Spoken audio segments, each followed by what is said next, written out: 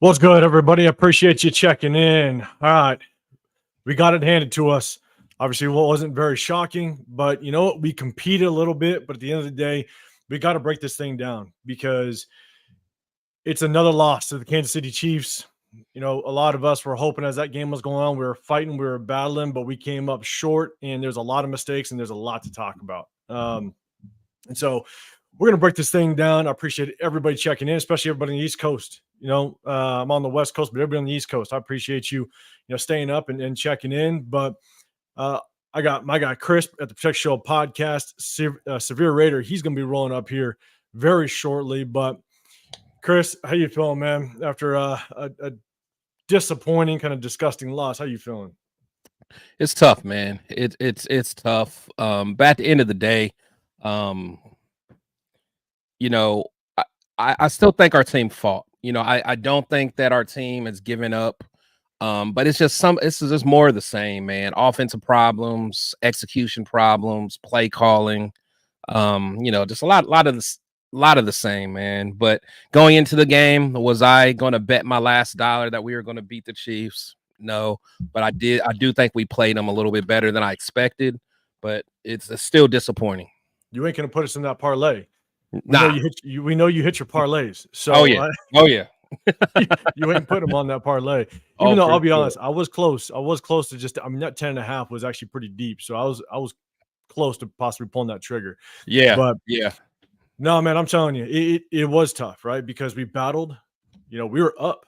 We were up at one point, you know what I'm saying? And so there was some confidence there, but at the end of the day, the thing is that we are a team that's not built on confidence. That's the problem. Right. I think either I talked about it with you guys, or I think it was that late night Friday night we were just talking about that was with your guys' turf and rundown and everything. But like, that's the problem, is that we are a team that lacks complete confidence. So when something goes bad, we think the house is going to crumble, right? The house of cards is just going to fall. It doesn't matter if it's first quarter, second quarter. The confidence isn't there. But now we're playing a team that has all the confidence in the world. Oh yeah. They could go flat for literally 3.5 quarters. And it doesn't matter if they're within 10 with 4 minutes left, they still think they're going to win the ball game. Exactly. You know what I'm saying? And so we're playing a team that has all the confidence in the world and has all the confidence in Andy Reid and Patrick Mahomes. And so we knew in order to even have a chance or win that ball game, we're going to have to be on our A game for all 4 quarters. And unfortunately, it just wasn't happening. And so I appreciate everybody in the chat rolling up again, late night version, of our Sunday night breakdown of our Chiefs Week 8 matchup. So I appreciate everybody in the chat. I'm gonna get chat. Let me know, and we're gonna talk about it. Who's the most to blame for this loss? Let me know in the chat. But Shirley, I appreciate you pulling up again on this late night. Emily Baxter, I appreciate you rolling through. Sacktown Mike, Sacktown Raider, I appreciate you pulling up. LS, I always see you in here. I appreciate you rolling through. And Billy Davis, what's up, man? I appreciate you coming up. And my 2 cents, always rolling through. I appreciate you. Gunsmoke, always coming through. I appreciate you, man. And Israel, appreciate you coming up. But that's the hardest thing, right? The hardest thing is that your backs are already against the wall. You're coming in there in Allegiant Stadium, and man, once again, the Chiefs just painted that stadium red. Oh my God. Oh Nothing my but God. red. Oh man. It was worse than last time, it looks like. Yeah, I mean, every single time you looked, and what was really sad though is a couple times I had to pause it and rewind it because I was like, I saw some black spots, and I'm like, wait, is those empty seats or is it Raider fans? And it's like halftime, I didn't even know, Right? Because it was few and far between. But again, the Chiefs, they raided the stadium, and they are basically undefeated in that stadium, whether it be against us or Super Bowl. And we got to break that. We had an opportunity today. Yeah. You know what I'm saying? We had opportunities, but we just couldn't capitalize. A lot of people, people in the chat. Jemiah, appreciate you coming through. You're saying the offensive coordinator's to blame. And don't get me wrong, I've talked a lot. I've talked a lot about Luke Getsy. Chris, we break down film on Tuesday nights. This was finally a game that I will put a good amount of blame actually on Luke Getsy. that I Yeah. will put some blame on Luke Getsy, and probably a large majority of it, because there was something that I saw last week that I wasn't kind of a fan of. And one of the things is I just don't know if Luke Getsy is really, once we get down in that red zone, I feel like our number one weapons kind of disappear. Yep. And I understood the strategy when we're kind of down in there inside the 2 yard line. You want to try to punch that thing in. But one, why do you try to punch that thing in out of gun? Why you run the ball out of gun? Go under center. But at the same time, we just aren't. We finally had Jacoby Myers back. Yeah. We He looked finally good. He looked he good. did look good. In the offense, as we started, it looked good. We sustained some drives. That opening drive went down. We're scoring. We're putting up points. But once we kind of get in that red zone, I felt like he just falls away from our number one targets, and that's my biggest issue with him as it stands right now. And so, yeah, man. So here's my thing: is what's your thoughts on us waking up this Chiefs offense? I mean, Patrick Mahomes hasn't had a touchdown pass in all of October, and it's not like we're the first week of October. We're basically the last weekend of October, and he hasn't had a touchdown pass. Correct me if I'm wrong. I heard that stat. He hasn't had a touchdown pass in all of October, and what do? We're allowed to wake him up. Travis Kelce has not been the same Travis Kelce, and what do? We let him wake up. What are your thoughts on that, man? Because it's tough to swallow. No, it definitely is. But I think it goes back to, those guys were pretty fired up. I mean, they took, some of the stuff that we, our off-field shenanigans, to heart. That's why coaches don't like, players to give the other team any kind of bulletin board or chalkboard, stuff to get the other team hyped up. So, there was no way that Pat was going to come out of this without, kind of shining a little bit. And same for Kelce. They took it personally, and it kind of is what it is. But one thing about the Chiefs, so we have to understand that eventually they were going to wake up anyway.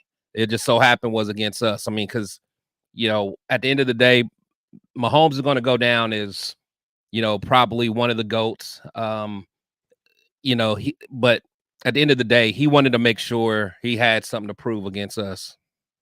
He did 100%. And I want to kind of get to this. Sacktown, Mike, I appreciate you, but for your message, he's saying, please, nation, everyone, send prayers to a lifelong Raider fan, Les, aka Pinhead, who's in the hospital in the ICU. Please, prayers. 100%, man. I hope everything does get through smoothly. I mean, being in that type of situation is always tough. And I feel you. I had the situation last year with my wife. She was in the hospital, not to that extent, but definitely enough to where you had some concerns. So I feel you. Definitely prayers go up, everybody. Make sure that you send some love that way. But Sacktown Mike, man, we're definitely there with you. And I'll pin that. And I'll try to put up again later in the show just to remind everybody. So appreciate you thanks for letting us know that. Thank you. 100%. And so DJ. Yeah, DJ, what's going on? I appreciate you pulling up. Yeah, man, and that's the hard part, right? You knew Mahomes was coming out, and you saw the antics in the stands, right? So, yeah, there was someone dressed up as the frog in the stand. See that? I did. Someone was dressed up as the frog. People were handing the frog around, and it's all fun, right? Because at the end of the day, it doesn't matter what your antics are. You better come out. You better be ready to ball, right? And it doesn't matter what the antics truly are. You just better come and play your game. And so, but that was the hard part. Is at the end of the day, that entire team was ready to come and ball out. And so, the truth, I appreciate you coming through. And LS, man, I appreciate the shoot chat as well.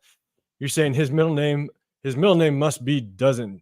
He just doesn't get it. If he wants a chance at coaching us next season, he's got to clip Luke Getsy's wings or let him go. Look, and I just said it. It's really tough because I'll say that this game was probably the biggest disappointment when it comes to Luke Getsy for me. And again, we break down film a lot, and so we definitely look at it. But at the end of the day, I do feel like this was probably the biggest letdown game for Luke Getsy, and it was he needed it. He needed after everything that's going on, and we'll kind of break that down. But Without further ado, we got one more coming through. Severe, man. I appreciate you Severe. coming through late night, brother. How you doing, man? With the camera on? With the camera on pink? Yeah, man, had to do it, man. You know, so my son's last game of the month, so you know they do the whole breast cancer thing. Oh, so, yeah. You know, That's fire. That's fire. Always goes down. Yeah, man. So you know, the computer's putin'. The computer's putin'. No, that's my boy though. That's my boy. Hey, man, we haven't gone through too much so far, but this is one thing I do. I want to try to get this in, and Chris, we're gonna talk about it. And Chad, I don't know if any of you guys have seen it yet, but we're actually gonna get down to AP's presser. Not sure if you guys heard it, but I'm gonna go ahead and pull this up because I want you guys to kind of get I want to get you guys feedback on what the presser was like. It's short. I'm just gonna warn you guys, if you guys that haven't seen it, it's short, but we're gonna go ahead and try to check it out. Let me know if you guys can hear it. Yeah, I hear it. Okay. Antonio, first and goal at the 3-yard line after Trayvon's interception. The play calling there was that, were you guys all on the same page on there? Would you have liked to have been a little bit more aggressive there? And then also Brock Bowers went a long period of time without getting any looks. Was that what the Chiefs defense was doing, or did you guys get away from him? Yeah, I just think the first question, the ball at the 3-yard line. I mean, you got to punch it in, right? Last week we had the same opportunity. We threw it 4 straight times. So trying to get it, we just got knocked back. They won the line of scrimmage on those plays. And then Brock, early in the game plan, obviously he's always a part of it. But I thought, obviously Kansas City did a good job. Spags started just bringing pressure, and the ball's coming out quick, and you got to throw it to the open receiver.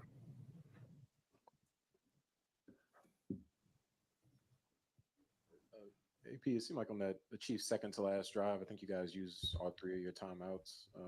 Were you guys not considering saving those in case you had that situation at the end of the game where you needed to stop the clock? I mean, we're looking at it, just looking at the score, looking at all the numbers. If they kick a field goal, it's a 2-score game. Try to save as much time as possible. AP, that last drive of the second half, of the first half for you guys, will you just talk about what's going through your mind? Just what's your thought process there and the decision of how you guys played that out? Yeah, you don't want to give them a lot of time. So obviously you want the clock running. They didn't call timeout after the first one. They did after the second. And I believe third down was an incomplete pass. They got the ball. We got a good punt there at the 20. Want to keep them backed up. Obviously, they're one of the best teams in football in a 2-minute situation, trying to give them as least amount of time as possible. AP, if we can piggyback off Vinny's original question, forget about just individual drives themselves. The play calling overall, is it something that you're okay with Luke doing, or is it something that you need to address? I think us as a team overall, we got to get better. We were competitive today.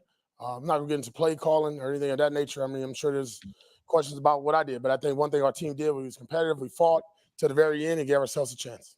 And then just real quick with the rushing, there have been 4 times this season where teams rush for less than 2 yards per attempt. Raiders have done it twice. Just address the rushing game, if you would. Yeah, I mean, I think it goes back to Vinny's first question. I'm trying to establish some physicality with our guys up front. Right there, the 3-yard line, you got to pound it in, right? Turnover, sudden change. Should be able to punch that ball in. And it's not going to change. I mean, we're going to keep working on it, go back to the lab. Listen, 3 out of the last 4, I thought we did a good job rushing the ball. And then obviously we came against a team that stopped the run. AP, football games usually come down to a handful of plays. When you guys play Kansas City, is there a feeling that you guys need to be perfect or near perfect in order to get the job done? I mean, no, but you can't make mistakes. You can't kill yourselves, right? If you got great opportunities like we did twice in the third quarter to, get points on the board, we got to do that. And then, when you got to get off the field, they did a good job on third down. Patrick was really good on third down, did a really good job there. So, no, I don't think I ever try to coach or play the game perfect. You do the best you can. But obviously, they were better in a lot of areas today than us. Antonio, your impressions of Gardner today? Someone could get off to a hot start. Yeah, he got off to a hot start. Thought he made some good throws, good timing, had a little rhythm, hell of a job. Even on that reverse, I saw him throw a block out there on a wide receiver. I mean, listen, everybody's fighting. I mean, I thought these guys were competitive. All I asked them to do was fight for 4 quarters, and we did that. Antonio, you had stressed that you wanted to be a hard hat physical football team.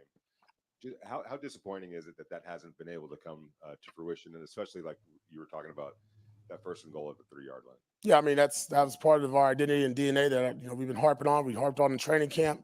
We're going to continue to harp on it. I mean, still a lot of game left. right? Not where we want to be at 2-6. Obviously, we understand that. But we'll go back to it, right? Put pads on Fridays the last couple of weeks, just trying to build that mindset, that mentality with the group, and we're going to stay with it. At the end of the first half, what you're thinking about trying to kill the clock? We're trying to get a first down, and they got the ball back and score a field goal. But what you're thinking as far as what you guys want to do in offense before that? Yeah, we want to score, but more importantly, we want to keep the clock running. It was 1:57 or so like that. I believe a little bit under 2 minutes. Again, going against a really good team in a 2-minute situation. You want to get a first down, allow them to use their timeouts and give Patrick Mahomes the least amount of time possible. Thank you, guys.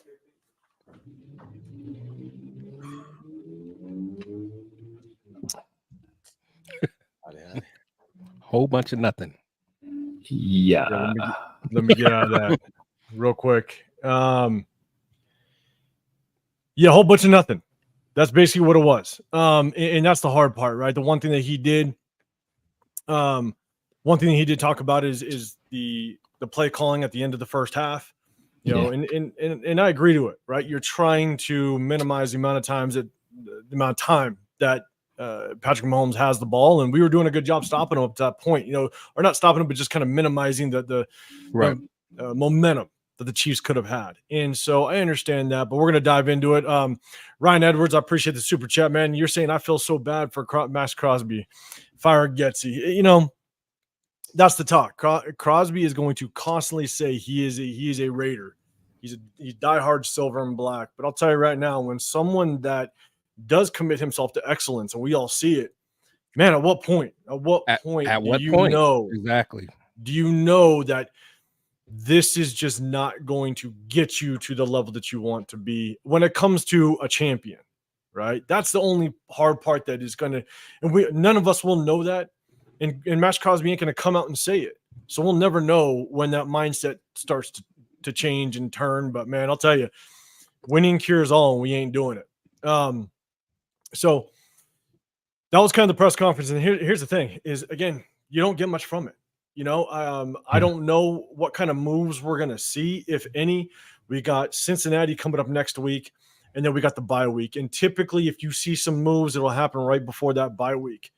So a lot of questions coming from the beat writers there about Luke Getsy.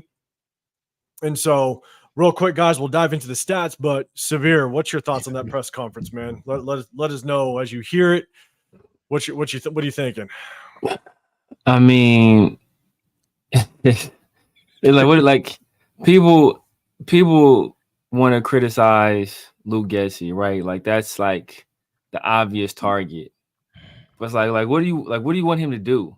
Like, what would you have him do? Like, he has an offensive line that really can't protect the quarterback, a quarterback that's been making questionable decisions, running backs that aren't performing in large part due to the offensive line issues we're having in the run game. So it's like what do you want him to do there? Like, perfect example, right? Like 3rd and 8 at the end of the half. It's like 1 minute and 9 seconds left. We call a rollout to Gardner Minshew. And Gardner Minshew is a veteran quarterback. And I've been a guy who's defended Gardner Minshew. But in that situation, you take a freaking sack. You don't throw the ball away and stop the clock and leave them with the timeout. You take a freaking sack. Make them use a timeout. Them to use their last timeout. Then you can play clock games at the end of the half and hope they don't pick up enough chunk yardage to get a field goal. We didn't do that. We stopped the clock, left them with a timeout. They get a field goal there. Another example, right? Like, I think it's second and 7 or 2nd and 9 near the goal line. Gardner Minshew, hey, he escapes the pocket, runs. It's 3rd and 2. First of all, he slid early, but in that situation, like, look, I'm basically the only qualified quarterback. Protect yourself. You don't want to get knocked out of the game there. And then have to go to Desmond Ridder, who's been there 15 hours or whatever. So I can understand that. You slide. Fine. You slide short. 3rd and 2. The very next play, what happens? Jackson Powers Johnson gets a penalty, puts you in 3rd and 7. So it's like we blame Luke Getsy, but what do you want him to do? Like the difference in this game, was our quarterback is Gardner Minshew and their quarterback is Patrick Mahomes. How many times did we have Patrick Mahomes bottled up? We're about to get off the field. And what does Patrick Mahomes do? He creates something, throws a dink pass, throws a shovel pass. It's it's 3rd and 7. They pick up 9-10 yards, first down. Keep those chains moving. Like that's the difference. It's sometimes it's X's and O's, but a lot of times it's Jesse's and Joe's. And we don't have a Jesse or a Joe. We don't have neither one of those motherfuckers. We don't got nobody. You feel me? So we got Tito.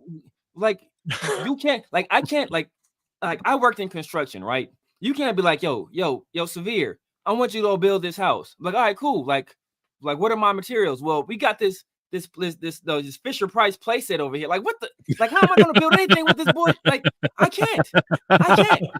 You can't say I'm not a good construction worker if you don't give me the tools. Now, if I have the tools and I'm over here, that's different. like just nailing up drywall with like the wrong screws or doing some wild stuff like that. Like, all right, Severe don't know what the F you doing. But this dude has no tools, and you're like, oh, what is the guy doing? Like, what do you expect him to do? He doesn't have the tools he needs. Nobody would have success. Now, would there be a different level of success? Possibly, but we don't have what we need to succeed right now, and it's quite clear. We don't, and we've talked about it, right? We break down film every Tuesday. We have talked about it, and so we have gone through the film. And the only issue I had today with Luke Getsy, and it's not fire Luke Getsy, that's not where I'm at. But the only issue I had was when we kind of got near the goal line, especially that second time when Merrick picked the ball off.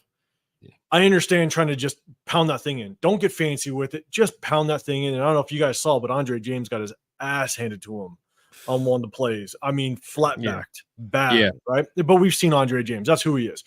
But do I want us to run out of the gun formation? Not at all. And then finally we went under center.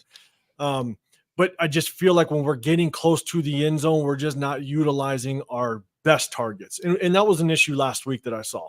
Again, I'm not saying fire Luke Getsy at all, but what I'm saying is this was probably the only game that I probably had the biggest issue with Getsy, just in some of the play calls, and especially when we kind of get down to the goal line. But I'm Severe, I'm 100% with you. If you ain't got the tools to do it, then what can we really expect? And that's the problem, right? And we saw some sparks, right? Jacoby Myers is finally back. He finally has a decent number one to complement Brock Bowers. We haven't seen much out of Trey Tucker or DJ Turner at all. And so, but Jacoby Myers came out and had a pretty decent day. And so, yeah, I'm with you 100%. But again, just felt like there was definitely some questionable calls with Luke Getsy. Chris, what's your thoughts? What's your thoughts on the presser? And maybe to tag on to what Severe was saying, what's your thoughts on just kind of how the offensive structure was? Yes, the presser, again, like you guys said, it wasn't too much anything. But again, I don't look too much into those pressers anyway. I think a lot of times it's just, just for PR, just to kind of spin things if they want to spin something. And nowadays you kind of got to be careful what you say anyway. So I don't expect him to give us a whole bunch of insight about, any, why they did certain things. So I'm not tripping too much on that, but there is a lot of complaints about Getsy and what he did on the goal line. Me personally, I'm okay with it. Like when you're that close, when you're, at some point, man, you have to, again, it goes to player execution. Guys have to be able to win their one-on-one matchups. Like, the thing is, if we would have came out there and he did, play action for first and second down and then ran it on third, you guys would have complained. You know what I'm saying? They would, how come, so, hindsight's always 20/20. So it's always easy to say, like me personally, I've always been the type to say, if you're on the 3-yard line, run the ball 4 times. If they stop us, then they deserve to stop us. And we just are trash. Like, you can't, I don't know, man. I'm not going to sit here and say I was mad at Getsy for that. However, I'll tell you what I was mad, and I don't know if I just, because someone sent me something, and I don't know if it was like photoshopped or not, but on that play that Gardner fumbled, was Thayer Mumford lined up at wide receiver? I don't know. I don't remember. Someone sent me I sure hope not. Someone sent me a picture, and I put it in our group chat. Severe. I don't know if you had a chance to see it earlier. Yeah, I'll send it to yeah. YouTube. I saw it, and it looked like number 77 was out there. I sure hope not, because then I'm gonna send it to you, man. It just like I said, let me maybe it send it was to me. okay, yeah. LS said he was. Okay, that's what I'm like. He was. I don't remember. Yeah, he said I he can don't remember. confirm. It's like stuff like that. There is nothing. There's nothing Getsy can tell me. And he was really in his wide receiver stance too. Here, wait, what situation was it? It was a play that Gardner Minshew fumbled. Here, I'm gonna show you. Yeah, here, I'm gonna send it to you right now. I don't remember. I sure hope not, man. But look, that's what I'm saying. I saw that. I'm like, bro. I mean, he was really in the stance. And hey, reward the big fella, man. He been working on them routes all week long. But look, okay, but to piggyback off what Chris says, right? Well, two things. I want to take you guys back. Go in the time machine. Ooh, here we go. Time machine. Let's get it. Remember, there was a game we played against the Denver Broncos, and then we had a guy wide open for a touchdown. And what happened? We threw an interception, a pick six. And then, and what if we get to throw in this game and that happens again? Oh, but know what? We're going to go back even further. Remember, there was a game. Connell's first started, in fact. We played San Diego, Los Angeles Chargers. Don't give him too much. We were at the 3-yard line. And what did we do? We decided to pass the ball. And what did these fans say? Why didn't you just run the ball?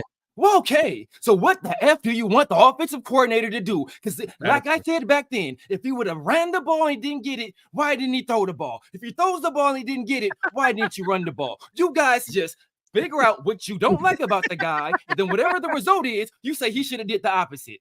Should have did the opposite. That's all you do.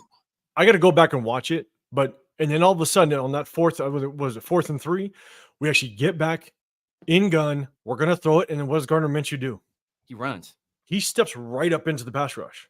Yeah. Now again, I got to go back and look. I don't know just how much he was influenced. I think he tried to. I don't know if he's you're not Lamar Jackson. Like you wasn't gonna. Yeah. You weren't gonna score there. Like what? And not to derail a little bit, but man, I'll tell you, like Gardner Minshew just does not seem anywhere near as athletic as I remembered him maybe with Indy, where he could actually get somewhere. It's like guys hawk him down so quickly. Me too. I thought he was a guy that can get away, and he used to be that. Like I know for sure he used to be that. I don't know if he just lost a step or he hesitates too much, but no, that was one thing I always liked about him. Like he can at least evade pressure. He's not doing that. Yeah, and so Unfazed said, kicking field goals or what have you. My thing is like, look, I could see Antonio Pierce on the goal line with his mentality just being like, run that shit in. Just run that ball in. You know what I'm saying? I think that's what, in my opinion, that's what he was maybe trying to just do, is like just punch that ball in, because these are the situations. These are the type of situations to where it's man on man. It's basically who wants it more. It's back in the day with Oklahoma drill, right? Yeah. You're just one-on-one. It's time to go. We're gonna take them. We're gonna take their heart right here, and we're gonna punch this thing in. And unfortunately, again, I disagree with sitting in gun and trying to punch it in. I wanted to go under center, but at the end of the day, you just punch that thing in, because Severe, to your point, yeah, we can throw the ball, but I'll tell you right now, last time we tried to do something like that, Gardner Minshew is just a turnover machine. Yeah. And so I don't know if we want to chance it. Like, put up that picture, 805. But know what that situation is like? Both of you guys gamble, right? Both of you guys gamble, right? So let's say, that's ridiculous. Who is hey, this? yo, who is this? Hey, his stance is clean, bro. Hey, look, I played white out. I got that right foot out. Bro, look at it. He made it some work. Hey, that man's stance is clean. His stance is better. Who is that? Brock? His stance is better than Brock's, low key. Hey, eyes inside. We ready to do work, bro. Is that? Yeah, that's fair, bro. That's fair. That's fair. Hey, his stance. Look, his stance is clean. Bro. Hey, get that man some looks. Get that man. Get that man a look. He's low-key better than who's this? Is it Jacoby? Yeah, low-key better than Jacoby. Hey, Turner. Man. His stance is clean. Hey, look, I can't say nothing about that man's stance. I like that. Hey, weight distribution is good. He got that back leg planted. Yeah, like at the outside. Oh, bro, look. Hey, it's clean. It's clean. It's clean. Hey, look, eyes inside, looking at the ball. Man. Inside, and look, I like it. the corner was like, I ain't pressing him. I ain't pressing him. Exactly. Yeah, look. Yeah. But look, you guys are gambling men, right? But like you know, we all gamble, right? Know what that goal line possession was? Like, have you ever won a bet and you're like, damn, well, shit, I'm about to double up, right? I'm about to use some of what I just won. House money. I'm about to play a parlay. I'm gonna pick 5 underdogs, and that's what that was. He's like, look, if I lose this, bro, I wasn't supposed to have this regardless. So right. I'm going to take the chance. I'm going to try to make something. I'm going to try to take this little 5,000 I just got and turn this into 15 real quick. You feel me? Like, that's what that situation was. That's why he's not going to kick a field goal there. Like, what are the chances? What are the chances we get down there again? We may not get back down there. We may not get back down there. So while we're down here, we got to punch it. If we can't score from here, we don't deserve to score. And guess what? We didn't score from here. We didn't deserve to win the game. Thank you. I'm with you, man. And that's the hard part is, you know, at the end of the day, it's you don't punch it in. Everybody wants to pass. You pass, we throw an interception. Everybody's like, why didn't you just punch it in? That's the hard part, right? And so, but hey, salute to everybody in the chat. I appreciate you guys coming through. We got kind of a late night show tonight. You got my guy Severe Raider. Make sure you guys go click that like button, subscribe. We got Chris, Protect the Show podcast. I'm 805 Raider with Real Talk Raider Nation. I appreciate you guys coming through. We try to do kind of a post game recap after the game, but we also go Tuesday nights as well and break down some film. And so even though we don't have, it's not the most exciting film to break down, but at the end of the day, there's definitely things that you can take to potentially move forward with the season, maybe something to hang your hat on, whether it's players, how they play, how they don't play. You know, we just kind of break it down, and it's definitely good to kind of focus on what can we take for the rest of the season. So I appreciate everybody in the chat. So let's kind of go for let's go to the stats, right? And so again, we lose in our stadium 20-27. We're going to kind of break down these stats a little bit. Let's see if I'll try to make it a little bit larger so everybody can see. And so look, here's the thing. This is the hard part about Patrick Mahomes. All of a sudden, we kind of help Patrick Mahomes wake up because, look, up to this game, if you just break down Patrick Mahomes' stats, he doesn't look much better than Gardner Minshew. That's the crazy part. His stats are not very good. I think on the season before this game, it was 6 touchdowns, 8 interceptions. Shocking. All of his receivers have gone down. Isaiah Pacheco has gone down. You know, they've been struggling on the offensive line a little bit. Yeah, that's what happens. It's hard to put together an offense when you have nothing but injuries and people moving left and right. And these type of stats show.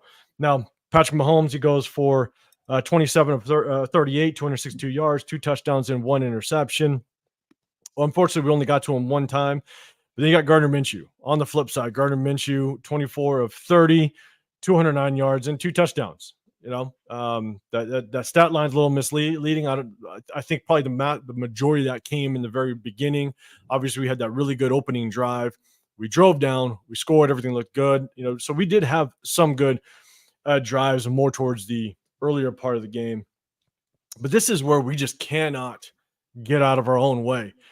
We cannot rush the ball. Now, mind you, one thing to keep in mind, the only teams that have broken 100 yards against the Kansas City Chiefs is the Baltimore Ravens. They got the king over there, right? And then the 49ers. And the 49ers are always a good running team. Yeah. And so those are the only 2 teams that have broken the 100-yard mark. Now, I say that, but then you got Alexander Madison. 14 carries for 15 yards, along with 5. Trey Tucker, Gardner Minshew. I mean, Amir Abdullah, 1 for 2 yards. Amir White, 2 carries for -1. 21 total carries for 33 yards. How do you win or even have a chance when we were never built on a quarterback that was going to throw 50 times a game? Like, we have to be able to capitalize on the run. And if we don't, we know our offense is going to be flat.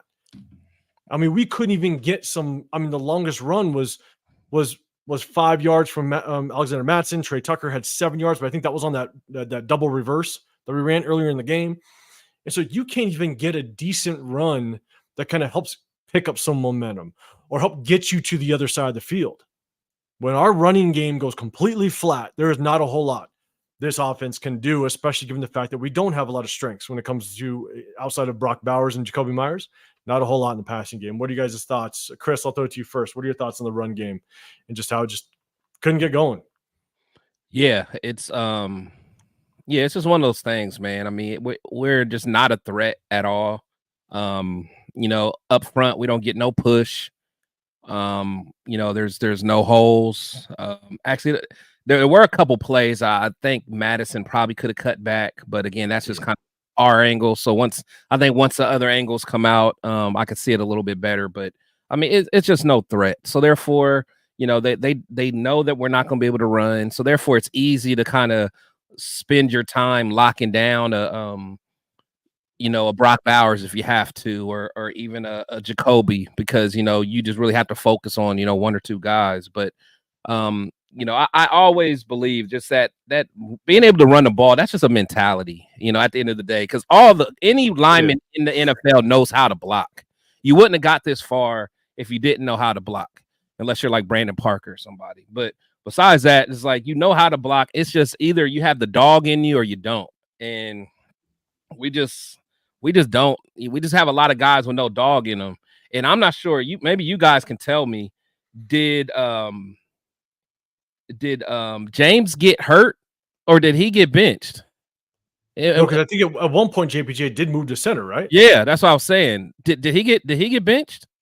I don't think I saw him tweak anything. Like I just all of a sudden I saw Whitehair was in there at guard, and I saw they bumped JPJ inside. So I didn't know.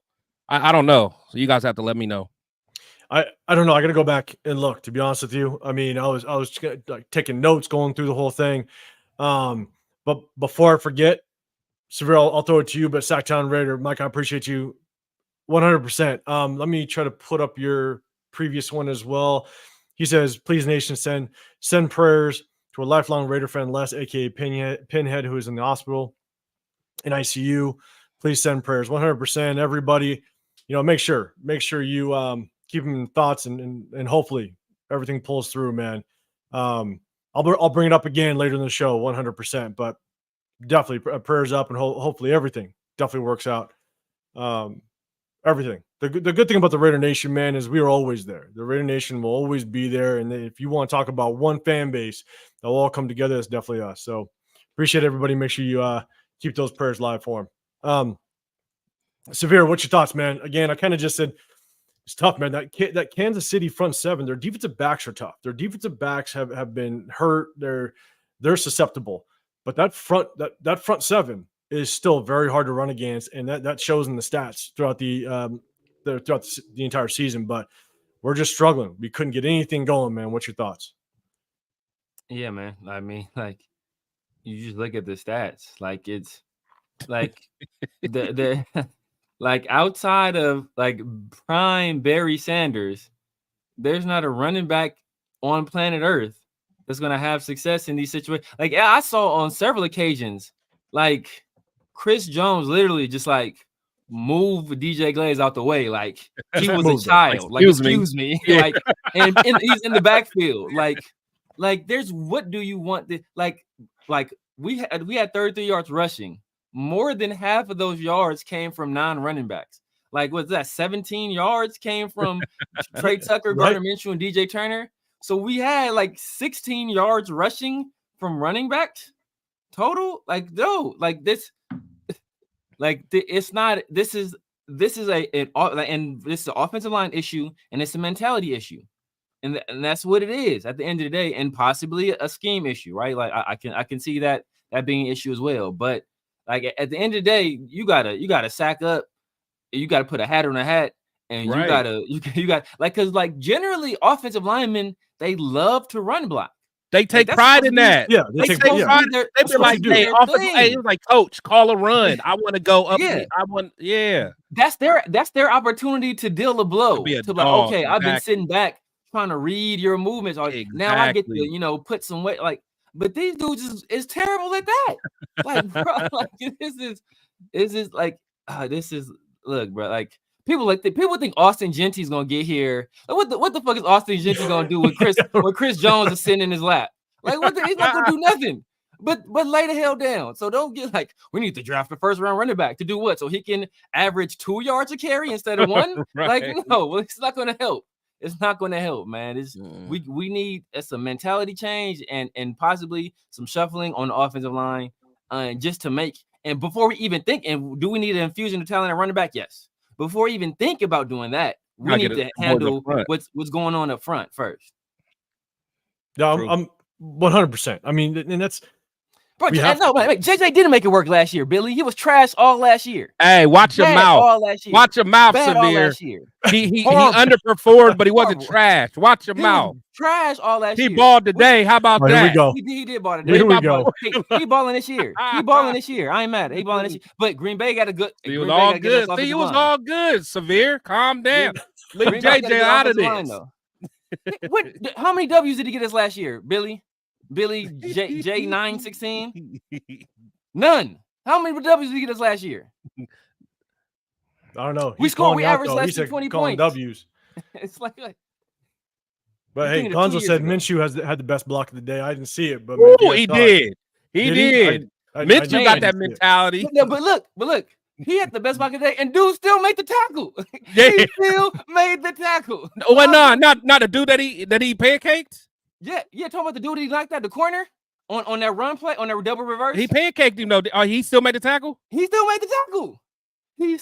the tackle. Oh, Mitchell laid him out, and he still made. He did lay him out. Yeah, that's the desire at that point. That dude, hey, he wasn't going to be stopped because Mitchell put him on his back, and dude still, while he was falling down, tackled. Oh, so we have Minshew with the best block of the day. We got Mumford. Look the best at wide receiver. He got the best wide receiver stance. Trey Tucker had the best run. Solid. Yeah, Tucker had the best run. We're doomed, ladies and gentlemen. Bro, we're doomed. It's bad if this is where we're at, right? We're enjoying watching Thayer Mumford line up in a receiver. He was stage. clean though. He was clean. Hey, that's going up on his wall. He gonna get a fat head with that. Oh shit. yeah, you gotta get that. Man. But hey, no, again, appreciate everybody in the chat. We're just gonna go through this. If you guys do have just a reminder, just helps me kind of go through the chat. If you guys have a question, hit that hashtag Raiders and then send it on over to me. And then Big Low Bosco, I'm gonna get to you real quick. Let's just go down to the receivers because obviously we're talking about receiver stances. Thayer Mumford didn't get a catch, obviously, unfortunately. But we let Travis Kelce wake up. We let him wake up. 12 targets. I mean, 10 receptions, 90 yards, a touchdown. I don't remember the last time Travis Kelce had a touchdown. I don't know. I think the announcer said something about it where, I mean, he's just been running dry over there. But obviously, we let him wake up. Xavier Worthy got himself into the end zone. But then you look at our side. You know, this is the tough part is Brock Bowers. Brock Bowers we didn't get him the ball enough. Right. That's the hard part is I would have liked to see him get more involved in the goal line. I wanted to see us just single him up, maybe. Right. Single him up, get him by himself. The one thing is that who was that number? It was the corner. Number 2. I think that just kept on causing penalties. But their corners were struggling a little bit. And so I would have liked us to maybe single, I think possibly. I would have liked to single Brock Bowers up with one of those corners. You know what I'm saying? We're down there in the red zone. Single him up. Just give him a jump ball. We don't have too many 50-50 ball guys. You know, Jacoby Myers still isn't a great 50-50 ball guy. Yeah. All right. Yeah. Brock Bowers could be that guy. And so if we're performing this badly in the rushing statistics, I just put Brock Bowers up one-on-one. So that was one thing I was looking out for. I wish we would have just kind of put up that one-on-one. But what's your guys' thoughts when it comes to just the receiver work, passing game? Do you think we should have maybe seen a little bit more out of Trey Tucker? You see him 2 catches for 26 yards. He did that one double reverse. What's your guys' thoughts? Severe, I'll throw it to you first. Yeah, man. Trey Tucker has some of the worst field awareness I've ever seen in my life, bro. Like that dude never. Like I think he had an opportunity for a real big play at one point. I think he got to the sideline and he like stepped out of bounds like prematurely before he cut. Like, bro, you got to know where you are on the field, man. Like that, like stuff like that, like that kind of stuff. No, that stuff adds up. And if you're doing that stuff, you're just running the ball. I can only imagine, like, are you getting the correct depth on your routes? Like, are you running the routes with the proper timing and precision? That stuff like that matters, especially when you got, guys like Chris Jones and George Karlaftis on the other side of the field, guys that are like, coming screaming upfield at a quarterback that's already showed like, hey, you know what? The pressure, all the hits he's taking is starting to get to him. Like, he's trying to get rid of this ball on time. Like, if he's supposed to be out on 5, like, bro, if you're supposed to be at your depth, supposed to be at 12 yards, brother, you better be at 12 yards so I can throw this ball. So I think that's the issue there. But yeah, man, like, I think they started taking Brock out of the game. I mean, they just made it a concerted effort. Like, you know what, this guy, he's not going to beat us. He's not going to beat us. He had 5 targets, 5 catches, but they was like, you know what, we're not gonna let you beat us. I agree. That's what you want to do, right? If you're going to go up against us, that yes, Jacoby Myers coming back, but it's his first game after the last 3 weeks missing, and so it's going to take him some time to get going. But you're gonna take Brock out. That's your number one objective, to just take out the number one target. So I 100% agree with you. Chris, what's your thoughts, man? Thoughts on just our passing game, the receivers? Is there something you wanted to see more of? Is there someone that you're just kind of disappointed with when it comes to the receivers? I mean, honestly, to me, it is what it is, man. I mean, what are we really expecting? What we're seeing that Gardner is not, who I thought he was going to be. Granted, I'm still not going to say it's all his fault. I mean, I think it's a combination of a lot of things. Our offensive line not only can they not run block, but they struggle pass blocking as well. And I think, Gardner just being a guy, he doesn't trust that offensive lineman. So a lot of times he rushes or he panics a little bit. So, I mean, it's all that. And you don't have a running game that can complement what you're doing. So, none of it's really going to work and be able to be sustainable because, I mean, we're not cohesive at all, so, we're not going to be able to get Trey Tucker down the field at all because the linebackers, they're not going to respect the play action. So, that middle of the field is not going to be open like it could. So, I mean, it's just a lot to it, man. But, I will say I thought Jacoby looked pretty good coming back. So I did like seeing that. But, everyone else, I didn't see much separation. Didn't see much scheming people open. I know we tried to scheme Brock open a little bit early, but I feel like we kind of went away from that. So, I mean, it is what it is, man. These are our receivers. This is who we have in house. I mean, I can't act like I expected a whole bunch from these guys, unfortunately. Yeah, I'm with you. And when you talked about scheming people open, I do think we struggled today to do that. But we also know, and I mean, we are coming up here, is that we have a problem with that. It hasn't necessarily been too much of a problem in the past. We break down the film. We go through the film every Tuesday night. I break down the entire film to find the plays to kind of go through. And we do scheme receivers open. Problem is Gardner Minshew just can't find him. He doesn't see him. Sometimes he's looking straight at him and they're wide open, and he just doesn't even see him. And so it did look like we were struggling to do that this game. But again, we're going against a pretty good Chiefs defense, especially a good front four that comes after that quarterback. And so they were definitely getting after Minshew. And again, I think what I struggle with is I just thought Minshew was going to be just a little bit better at being that mobile type of quarterback. And he's just getting hawked left and right. And so it's just not helping out our offensive line. And so again, just so Big Little Bosco, we're going to come back to your comment that I had up before. We'll definitely get back to it, but let's talk real quick on the defensive side. So defense played pretty well. They did let up that first opening drive, which again, we just have this tendency to constantly let opening drives score. I mean, the Chiefs took the ball, opening drive went down and scored. And made it look easy. We got to break that. We got to break that trend. It's happening week in and week out. We're relying on this defense to really kind of carry us. And so, we had Robert Spillane, man. I was actually very, very happy to see Robert Spillane come back in that game. Oh, because yeah. the way that he was limping off, I was concerned just how bad it could have been. And so, Severe, what's your thoughts, man? What's your thoughts on the defense? And there's a couple names on here that actually stood out to me, but what's your thoughts on the defense? How do you think we did today? Yeah, man, I think we did. Like I said, I think we did enough on defense. A big issue we're having is we don't have enough pass rush. So we giving Patrick Mahomes a whole bunch of time. So they're able to side adjust on these routes, and Travis Kelce is just finding holes in these zones, and he has enough time to do that because like there's no pass rush. So we're not making him get the ball out of his hands quickly. Like last year when we had Malcolm Kuntz and Maxx Crosby, the ball had to be out of his hands pretty quickly. Now he's having a little bit more time to navigate, a little more time to run around. They can do less this improvisation type stuff, right? Like several times he was able to complete passes over the head of Diablo or over the head of Spillane. And part of that is just because they have enough time to do that stuff. Like last year, they didn't have that same amount of time. So I think that was an issue. I mean, I swear after Spillane left the game, right? I think that was on the goal line. Yeah, it was near the goal line, and your boy came in.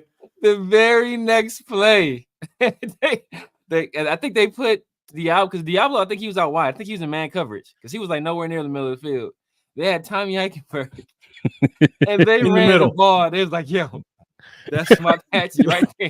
That's they where ran we're the going. ball directly at Tommy. Right at him. I was like, what the hell is this dude doing, bro? What are you doing? This is supposed to be your thing. Like, this is your thing. Like, it's like that's like Steph Curry going 0 for 10 for 3. Like, what? Like this is what we got you for. Like, this you're a 3-point shooter. Like, he's supposed to be a downhill like football guy, right? Like, this is your situation, bro. You ain't got to move left to right. All you got to do is come downhill. Yep. And he was it was just bad, yeah, man. But yeah, I mean, I think our defense, like I said, I think our defense played well enough to win.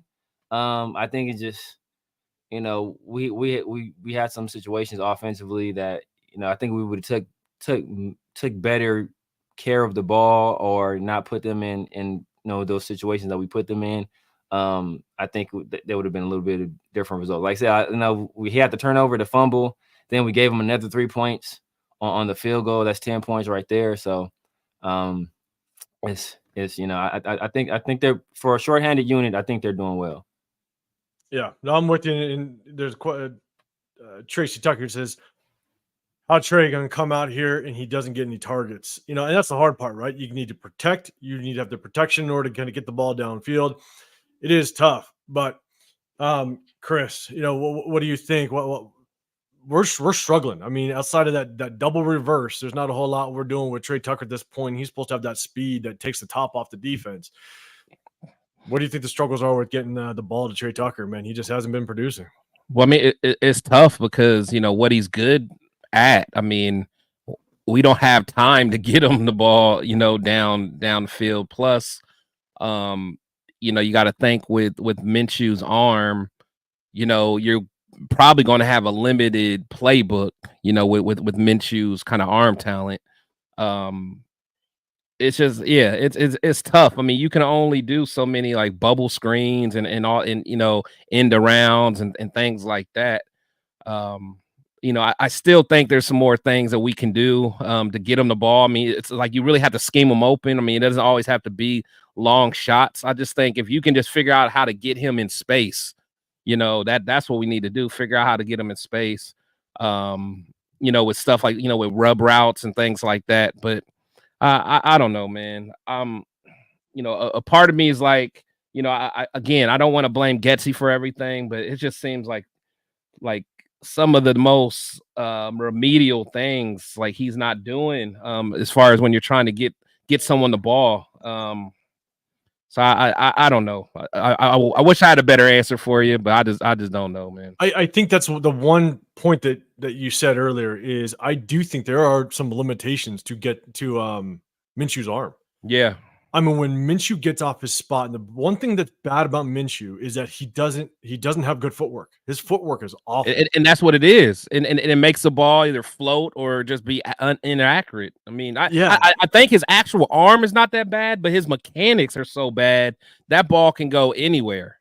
Exactly. I mean, he thinks that he is kind of his own little Patrick Mahomes-esque a little bit, right? Where he can move and do those off balance throws, and where he can kind of sidearm it. And the thing is, his arm, the strength in his arm diminishes ridiculously when he's got to move. And so typically you find those deep shots when you're kind of moving, the receivers got to change direction and go with you. And we saw it last week. We saw it last week against the Rams when Minshew had to roll out, and it looked like he might have been trying to go to Trey Tucker, maybe, but it just didn't look. When it was picked off, his arm can't get there. That's the crazy part. So I do think that there's just pure limitations to what we can do when it comes to a deep ball, because Gardner Minshew just can't get it there, unfortunately. And so kind of as we go through this, the only thing that I will point out is I think Jack Jones still needs a lot of work. I mean, there was a couple plays early where, I mean, he's just not producing like he did last week. Yeah, he had a couple decent plays late. He got all hyped up when he batted a ball down and ran halfway across the field because he batted a ball down, celebrating. Yeah, but time out. M-Easy and what's that? Hayos. Like, this is a family show, all right? I just talk about balls getting tips and clean tips and helmets and calm that down, all right? Y'all are getting a little too much over there, all right? Let's keep this football. Let's keep this football. But here's my thing is when it comes to defense, Jack Jones, man, he still needs to produce. We definitely got to see more out of him. I think he tackled a little bit better. Our boy Tyree Wilson got a sack. Wow, yeah, you got a sack. All right, good for you. Let's hopefully you can build off of that. Highly doubt it. But the one guy that actually I am really surprised, and you got to give Tom Telesco a little bit of credit. K'Lavon Chason actually looks decent. I mean, I'm telling you, if we can somehow bring back Malcolm Kuntz and have Maxx Crosby and Malcolm Kuntz on the other side, and now you have K'Lavon Chason kind of rotating in. I agree. For a cheap deal, I'm sitting there going. And one thing I like about him, he gives, to me, it seems like he's always giving maximum effort. He's at least, like, whether he's doing the wrong thing or not, he's at least running around. He's giving full effort. He's trying to, at least make a play. I like what I've seen out of him, but yeah, he's definitely not starting caliber, but yeah, like someone that could come in and spill a Malcolm Kuntz, because I think their game is kind of similar.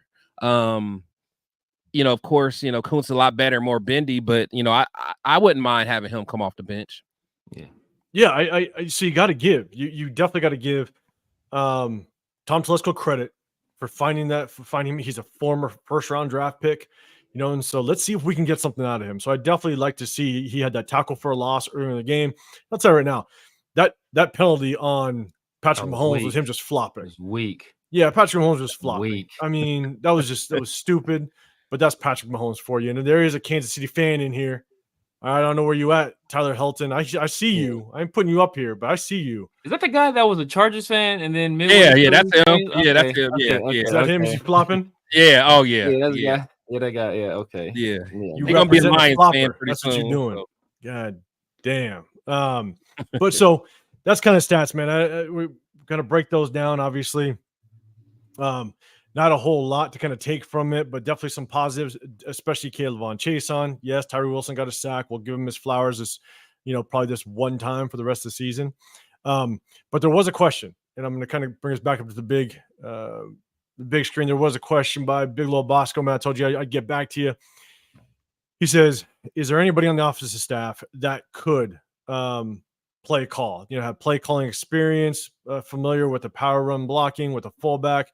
I feel that's the only thing that can open up our offense. And we got coaches on this staff that have called offense, right? We got Philbin. We got Philbin. Scott Turner. Scott Turner. I don't think Edgar Bennett didn't do it. He was Edgar Bennett offensive didn't do it. coordinator, but he didn't never call plays. I don't think Spags did either, right? Our quarterbacks coach. Oh, so Rich Scangarello, not in the league. Scangarello. I think he did it at Kentucky to disastrous results. So it's like, got it. Like they ran him out of town. He was so bad at it. So yeah, I mean, outside of Getsy, it would be Scott Turner or Joe Philbin. Scott Turner, I'm pretty sure he's his own guy. He's a West Coast offense guy as well. So probably more of the same. I don't remember what kind of philosophy Joe Philbin has, though, to be honest with you. But I assume if he's on the staff, I would assume he's a West Coast offense guy as well. So I don't remember either. And it'd be really hard. It'd be really hard to know, okay, does his old school ways still translate to what we do today? It's hard. We don't know. None of us can know or will know unless he gets thrown in there. But one of the things you put on there is bringing in a fullback. At this point, I don't even know if a fullback would help, given the fact just how horrible offensive line kind of looks when it comes to run blocking. We're way beyond that. We're way beyond a fullback. Yeah, I think it's more than a fullback that we need because we do a lot of motion with bringing in Brock Bowers into the backfield. One thing we got to kind of remember is a lot of this offense was geared towards Michael Mayer being here, and he's not here. And Michael Mayer was going to be one of those run blocking type of tight ends that hopefully he could have helped in that sense. And it still remains to be seen just how Luke Getsy was going to use him. But that's just one portion of it. And I think that's the reason why we didn't bring in a fullback or have a fullback-based type of run scheme, because we were going to run multiple tight ends. And you're going to move those tight ends around to potentially kick out, DNs and do all that stuff. But at this point, I think we have some more concerns than just a fullback at this point. But I can't remember if Luke Getsy ran a fullback with the Bears last year. I don't think he did. I think he was more single back because he ran a lot with Justin Fields as well. And so a lot of RPO action. And so, yeah, man, it's going to be tough. I think at this point right now, there's just more questions than answers. And if we bring in a fullback, could it help? Possibly, but I think we still have so many issues with the offensive line. That's going to be a struggle. And so here's my thing. A lot of people keep saying, fire Luke Getsy. Do you think it is time? Even though, and we have the chat, everybody's talking about it. Do you guys think at some point, whether right or wrong, Luke Getsy is maybe before the bye week? Do you think Luke Getsy might see the axe before the bye week? Because AP might need a scapegoat at some point. He might need to put the blame somewhere if someone's going to go. It ain't Patrick Graham. So do you think there's a chance we might see Luke Getsy cut and fired before the bye week? No. Yeah. No, go ahead, Big Dog. Go ahead. Yeah, I say that just for that reason, I think it'll happen, pretty soon. Because just for the specific reason of having a scapegoat. It's not always fair in NFL, but that's kind of how it is. There's always going to be that fall guy if things don't work out. So that's going to buy AP some more time. More than likely, it'll probably buy him some time from the fans. I think once they make that move, then the fans will kind of give him a little bit longer, potentially, the rest of the year, to kind of give him an opportunity to get things going. But I think there is zero chance that Getsy makes it past our bye week. What's your thoughts? And then I will say, Olawale, I remember Ingold was a bad man. I was pissed that we got rid of Ingold. Olawale. Yeah, but Ingold was a bad man. I'm going to throw this out here. One guy that I wish we would have held on to and I want to see more of. You guys remember Michael Bush back with the Darren McFadden days? Yeah. Mm-hmm. Man, I thought Michael Bush was going to be something. I wanted to see him get more opportunity, more carries, because there was a couple games where he was the featured back, and he tore shit up. Man, he was a big boy. Sorry, kind of. Yeah. No, yeah, Side no, note. I remember Michael Bush, man. I think I Louisville, right? I want to say we Yeah, drafted Louisville. Yeah. third. Had Yeah, that and bad he- injury. He would have been a first round pick. He would have been first round pick. He had that bad injury. Yeah, we got him in the third round, but yeah, he had that bad injury. He was falling. That's how good he was. That's how good he was. We knew he was going to sit a year, and we still used the third round pick on him. Oh yeah. That's how good. But but I don't see Luke Getsy getting fired. I don't see him getting fired before the bye week, or I don't see him getting fired this year. I think they'll play this season out and then get rid of him after the season if that is the plan. I think the first thing they'll do is they will take play calling duty from him. I think if that's what needs to happen, I think they'll do that first. I think that will be the next logical step, and then, you know, at the end of the season, if we haven't improved, I think he'll be dismissed. But like I said, there are a lot of contributing factors to why this offense is so bad. Is Luke Getsy one of them? Yeah, he's one of them. You know, he's sometimes, you know, the excessive screen passes, stuff like that. I think, you know, it can get a little mundane, but he's also working within certain parameters, and those parameters are dictated by the skill level of the players that he has. And when you don't have,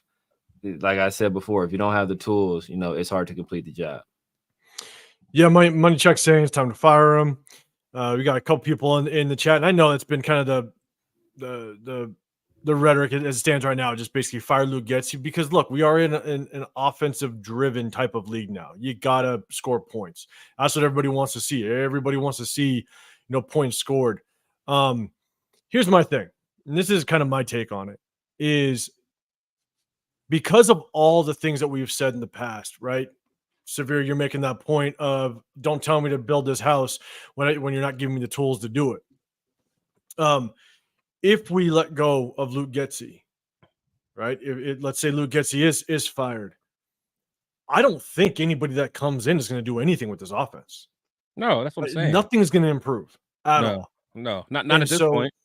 Exactly. And so if you do let go of Luke Getsy, I think that if you bring somebody in, you are trying to get a little bit of a spark. You're trying to show that you're trying to win. And so you're going to fire Luke Getsy knowing that you're bringing somebody else in that can do a better job. That's the only reason why you fire him, is you think there's somebody that can do it better. And if that somebody comes in and can't do a damn thing because of the lack of talent, because of lack of players, or what have you, then what excuse does AP have? Can he ride that excuse? Can he ride the fact that our offense continues to suck, even though he let Luke Getsy go, and you bring in somebody in hopes to do better, and that person's garbage? Can he still ride that excuse of, well, it's all Luke Getsy's fault? I mean, that's kind of, I just don't know if he'll let go of him, because if you let this thing ride out and it continues to go bad, Luke Getsy's fault or not, you at least have that scapegoat at the end of the season. At the end of the season, now you can say, oh, no, look, that offense was trash all season long. That's why we lost, and he retains his job. I think that's maybe the only reason why we don't see Luke Getsy go. One question I do have, and I don't know if you guys saw it, and I tried to find it in chat. Let me know if you guys saw this. And I'm a big person of just kind of body language and what people show. Did you guys see that? I think it was against the Rams. Did you see that video when Antonio Pierce came off the field and went down the tunnel and was smiling and hugged Telesco after the Rams game? I did see that. Did you guys see that at all? Yeah. Chat, let me know if you saw it. I mean, it was right as the Rams game was over. He ran off the field into the tunnel and with a smile hugged Tom Telesco and kept going. Yeah. And I'm like, it's not like it was you went in the locker room, you guys did your speeches, you did your press conference, you're coming out of the locker room, maybe you're smiling about something else went on, you're hitting the bus, you're going in the airplane, blah, blah, blah, right? But it's right when you exited the field after you lost last second with the Gardner Minshew interception, and you kind of hugged Telesco with a smile on his face. Yeah, it was weird, man. It was almost like it wasn't the face of someone that was like concerned for their job, you know, concerned or pissed off that we just lost. In that kind of way. Yeah. So I don't know. He needs to be careful though, because you don't want to fall in that trap of You know, if they talked about, you know, hey, we're still going to keep you around even if X, Y, and Z. Yeah, bro. You don't want. Yeah, we've seen that happen to coaches, and it didn't go as planned. So I'd be careful of that, man. I'm just saying, because that's a hard one to watch. It's a hard one to look at when he comes off the field right away, and all of a sudden there's just smiles between the two, and it's like, no, you didn't see Telesco's face, but so I mean, look, we're now 2-6. Yes, we played an undefeated Chiefs team. The Chiefs, they just know how to win. They figure out ways to win. We are the complete opposite. We have no way of figuring out how to win at this point. You know, we're beating some teams that we aren't supposed to, but when we're losing teams like Carolina and the Broncos and the Rams that we should beat, and we're losing to them. And this isn't just an AP thing. This shit's been going on for years. So this is my thing. We're now 8 games in. We're basically halfway through the season at this point. What can we hang our hat on at this point? Is there anything moving forward? Because we're dead last in the division. We've lost to all 3 division rivals, right? The Broncos are looking better and better as time goes on. They just beat the crap out of the Saints, right? They played the Saints today, I believe. Yes. You know, I believe the Chargers won today as well. Yeah. Yes. Here's my questions. We're dead last. Where do we go from here? On Tuesday, I think all of us were kind of on the same page of, I've never said tank. Yeah. But I've never been this close to being all for it, just because of the way that we are going. And so here's my question. Join the club, bro. Hey, I just gotta say, just join the club, man. Hashtag SS. Exactly. Join the club, I've never said tank either, 805. Never have I said tank. That's true. Never. I am so there, and I've never in my life ever thought I would be there. Never, ever. And I hate it. I was telling people earlier, like, I feel uncomfortable being so complacent while watching the game. I've never been that way. I was sitting there complacent and just like, that's not even my personality, man. And I hate it, but all I'm holding on to is like, who's our quarterback of the future? And I hate it. Yeah, I watched the game, and then I immediately go watch like Cam Ward highlights, and it's like a shot of dopamine. I'm like, oh, I feel good to the mug. Right, man. That's the only way. That's amazing. For everybody in the chat, and again, I appreciate everybody rolling through. Make sure you subscribe to my guys. I got Severe Raider up there. Go check out his channel. Got Chris, Protect the Shield podcast. I'm 805 Raider, Real Talk Raider Nation. Wherever you're at, make sure you hit that like button. Make sure you guys subscribe. We do this every post game, but we also hit you guys on Tuesday nights. We break down some film and talk about it. But we're going to end this show with talking about quarterbacks, okay? College quarterbacks, because I'm finally dipping in. I take about halfway through the season, then I start dipping into the college scene. And so, but LS, man, appreciate you with the super chat. Appreciate you coming through. It's a question for you, Severe. If the tools weren't there, why would Getsy take the job? I think Getsy sold them sand in the desert, and Devontae probably signed off on it. What's your thoughts, Severe, on that? Because there are only 32 of these jobs in the NFL, and if you're offered the job, you take it. Generally, guys who are relieved of their duties, and we did this twice, they usually don't get immediate looks elsewhere. So Luke Getsy got an immediate look, and Tom Telesco got an immediate look. And you would say, oh, well, that was a mistake then. Why would you hire a guy that just got fired? Well, a lot of people are loving what Tom Telesco is doing, so that was a risk worth taking. And I think if you want to pair your inexperienced head coach who's never been a coordinator, at least with an experienced coordinator, that way you're not dealing with two guys that kind of don't know what they're doing, especially a guy on the offensive side of the ball where Antonio Pierce has absolutely no expertise, right? So that was the reasoning, and I think Luke Getsy, he saw what we had here, and he thought he can make it work. I'm pretty sure there was also some assurances made that we're getting a quarterback. I'm pretty sure there were some assurances made that we are going to get a quarterback we've heard the language time and time again. Hey, we're not going to get a Band-Aid at a quarterback.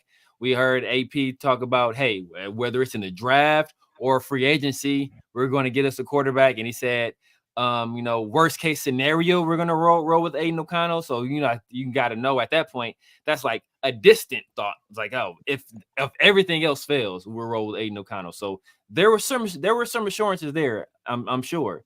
And Luke Getsy, he took that job opportunity, under the impression that we were going to make a move there. And apparently, I'm pretty sure that Michael Penix was a guy that we thought would be available. I'm sure a lot of people thought he would be available there. I'm one of the few people that said he would go top 10.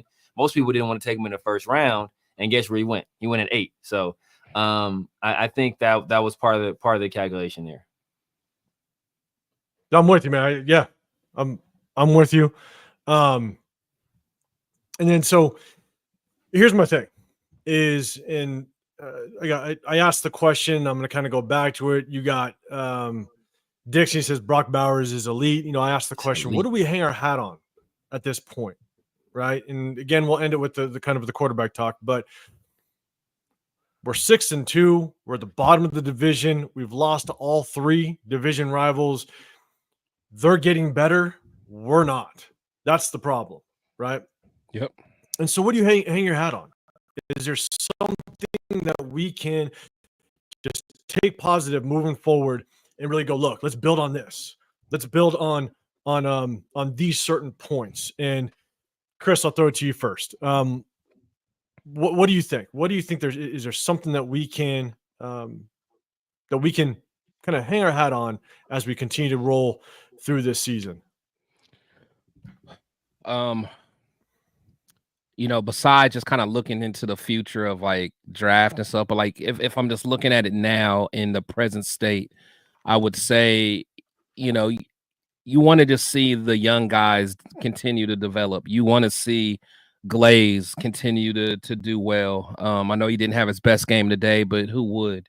I want to see JPJ. I like that I saw him, playing a little bit of center.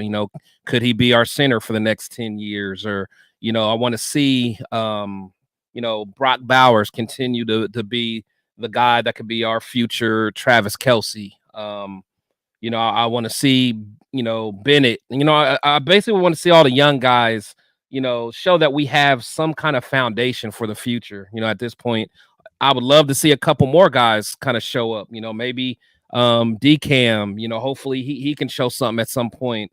I want to see Isaiah Palomau. I want to see if is he going to be a guy that could potentially be a true long-term starter, or is he going to be a rotational piece?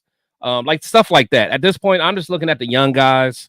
No Diddy. And I just want to see guys that that could just be part of the future, man. That sounded crazy when I said this. I was like, I just want to make sure we clear, man. I'm just trying to look at the chat and everything, and all of a sudden you just threw me off with that one. Okay, yeah, you keep going.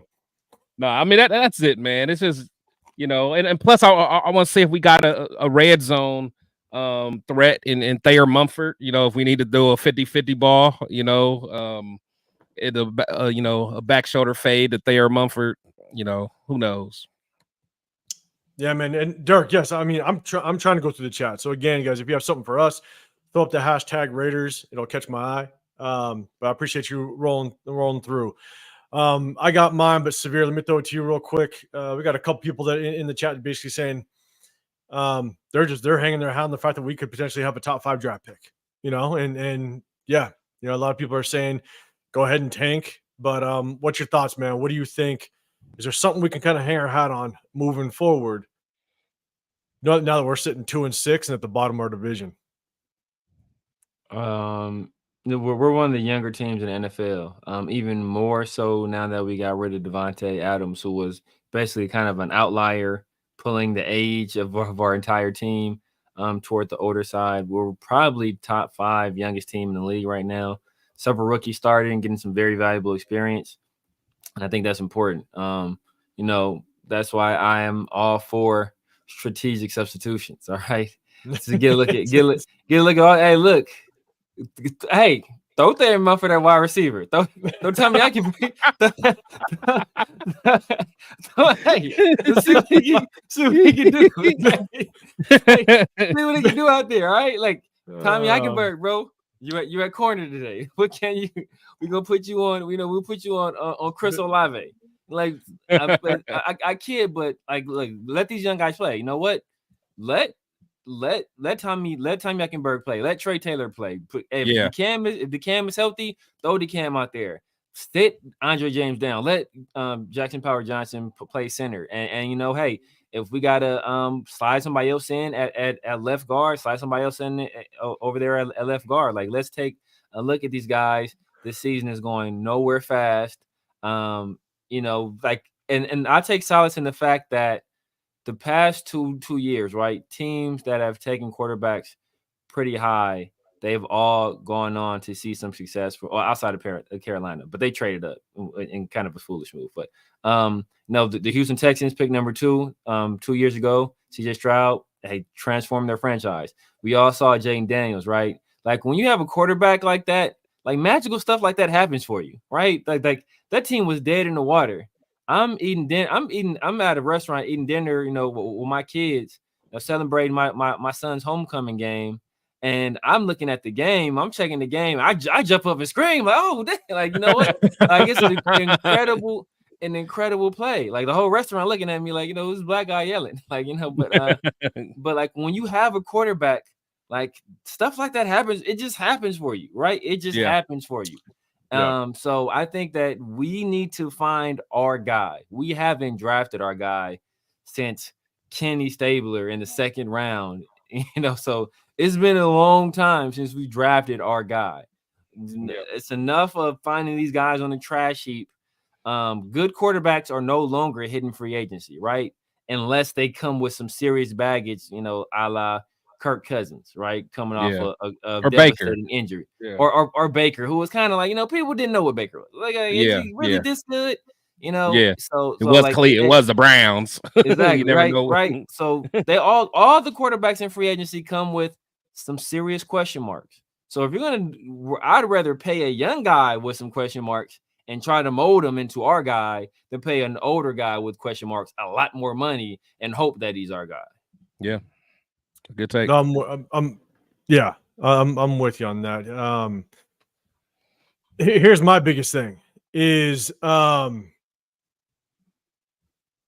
one thing that I'm going to hang my hat on as it stands right now. And Severe, you kind of touched on a little bit.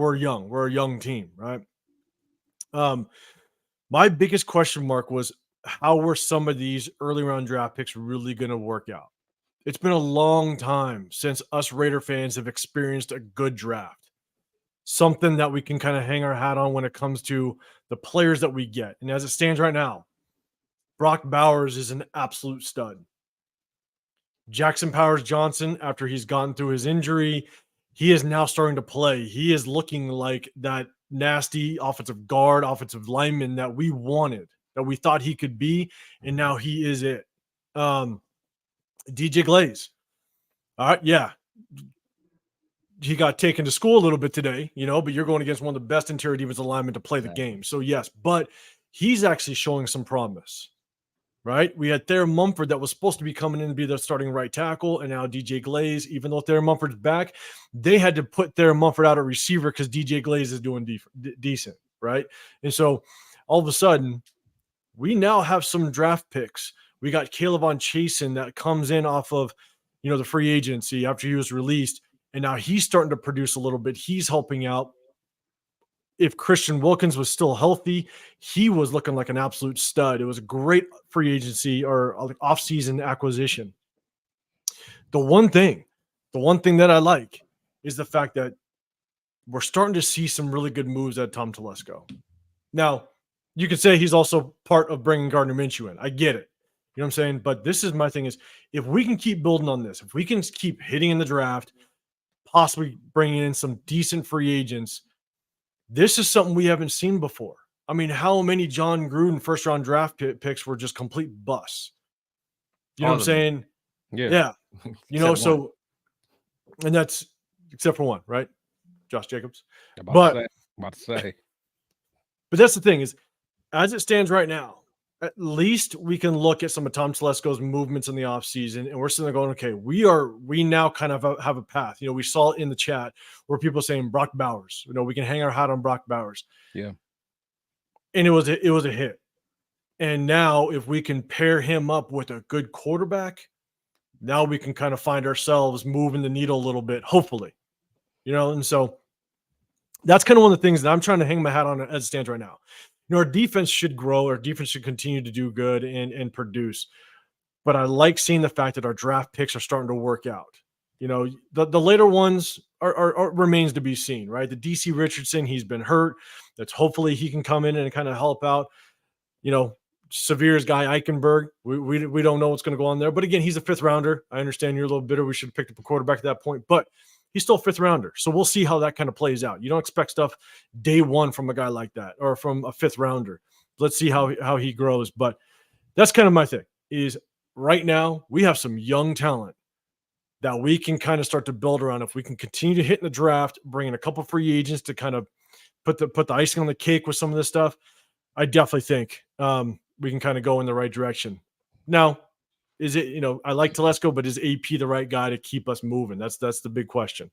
So, but here's my thing. And because we just kind of talked on some of the younger guys and some of the pieces that we have, here's the big question. And I just told you, I kind of now halfway through the season, I start to kind of get through the college game. Let's talk about quarterbacks, college quarterbacks. If we do end up with a top draft pick, let's say we're top 5 and we're in the range. Who do you guys like? I know I've seen a couple people in the chat. I appreciate all you guys in the chat. We got some guys saying Cam Ward. Coach Sip and John Bajush, you're saying Cam Ward is him.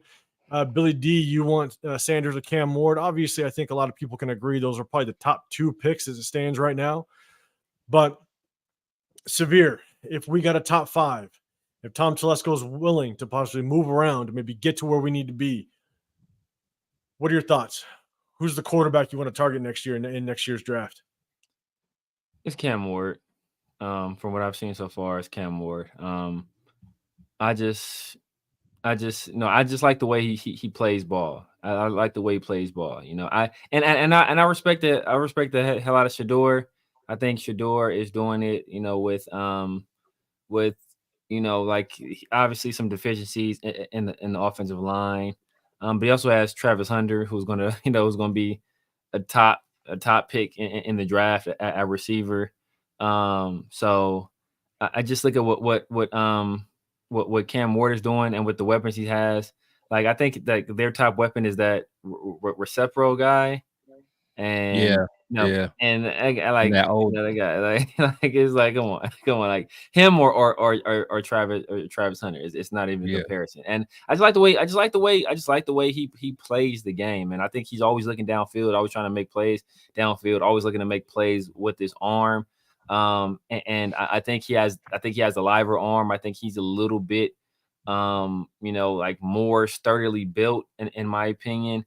And I just like the fact that he's been exposed to different systems and he's had success in these different systems. He was in Washington State, had success there. Now he's in Miami. He's having success there as well. So I just like guys that are kind of put in those kind of situations. And you can kind of see that hey, he can go into a new environment, learn a new system, adapt to it, perform it at a high level, at a higher level than he's ever performed before. So I think that he's showing he has all the ingredients I think to make it in the league.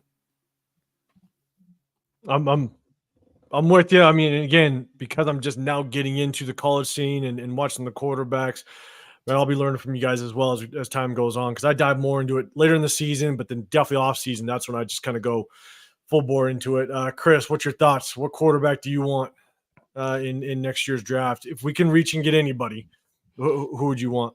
Yeah, I've been pretty solid on Cam Ward for a little while now. This season at least.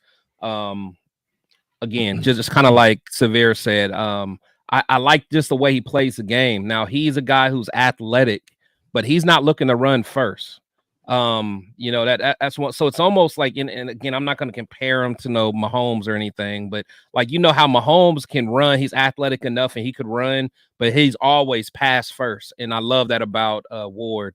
And I mean, that arm, man. I mean, the dude, he throws strikes. I mean, it's like, you know, the velocity on the ball, just the way it I mean, it just gets to point A to point B just so fast. I mean, he's accurate. Like I said, the thing about him, you know, he usually has maybe 1 or 2 passes per game where you're just like, what did you see? You know, so hopefully that's something that he could coach or that can be coached out of him. But you know, somebody that, I mean, like, it's his pocket presence. Like, I mean, you know, us as fans, you know, we can look at the play and be like, you know, move to the left, move to the right. It's easy for us to see it because we're looking at you know, from above, but it's almost like he's playing Madden where he knows where guys are coming and he can go in and out. And I mean, it's just a beautiful thing to watch, man. To me, he has to be the guy. Shador, I think Shador has great talent. I think, you know, of course, his pedigree. You know, he's not as athletic. He has a hell of an arm. But I will say, and I hate to admit it, you know, I don't want the whole Dion thing, man. That turns me off. And I know it shouldn't, but the fact that, you know, if things don't go well, you know, I could see things becoming a distraction, and we don't need that, honestly. So if everything is, if all else is equal and one person has some outside baggage that I don't necessarily like, then I would have to go with the one without the baggage for me. I mean, let's talk about the baggage in just a second, because we got a lot of people. I think it is pretty much Cam Ward or Shador Sanders is pretty much the overall consensus. If we do have kind of that top 5 pick and we want to move around, I watched both their games yesterday, and I feel like Shador Sanders just seems obviously the more pro ready. I mean, he kind of gives me those almost like Trevor Lawrence vibes a little bit, to where he can move. He can move around if he needs to, but he's got that arm to kind of throw wherever he needs to. And I do feel like he might be the most pro ready. But my only concern about Shador Sanders is just his mentality. And this is up to the GM and everybody to kind of do their homework to figure it out. But like, he's at the hip with Tom Brady, right? He's being taught by a lot of high caliber type of coaches and specialists and all that. Do you think a kid, and again, you guys follow a little more than I do. Do you think a kid like that, knowing that his dad is Deion Sanders, do you think he would be able to come into an organization like the Raiders and respect the coaches and do exactly what they say without doing the think of like, yeah, well, hey, but that's what I'm saying. My dad said different. That's Tom Brady said different. This guy said different. I've been working with him for the last 3, 4, 5 years. Like, do you think he might put himself above the coaching staff? Imagine if Luke Getsy stays. Do you think if he doesn't agree with what Luke Getsy, the quarterback coach, is trying to teach them or coach them, he goes back to his regulars and is like, hey, I don't agree with this, and they might be in his ear. Again, I don't know if it'll happen. I'm just kind of throwing that out there. Do you think that might be a concern or an issue with Shador? Do you guys, Chris, I'll throw it to you. Do you think that could be an issue with him? Again, you guys watch a little bit more than I do when it comes to the college game. I do. I mean, I do think he's a humble kid. So let me start off there. Like, I don't think he's going to be a guy that's just going to be a diva. You know, I don't see that in him specifically. However, but I could see, you know, it being a point where a coach could be undermined, you know, because of, you know, other relationships and things like that Shador may have. And one thing about Prime, and again, you know, you always want to protect your son. You want to put your son in the best position. I love that about him. But it's just like, if things don't go, you know, the way that Deion wants them to go, then, you know, is it going to become an issue? You know, like I've heard Deion talk about Travis Hunter saying, hey, you know, if a team don't let you play both ways, and, you know, we may not have you go there, type of things, you know, like stuff like that. I don't know, man. Just that baggage just isn't comfortable for me. That's tough. Severe. You got concerns about it at all? I mean, I know you want Cam, but like if Shador were to come over, do you have issues with that or concerns? Yeah, man.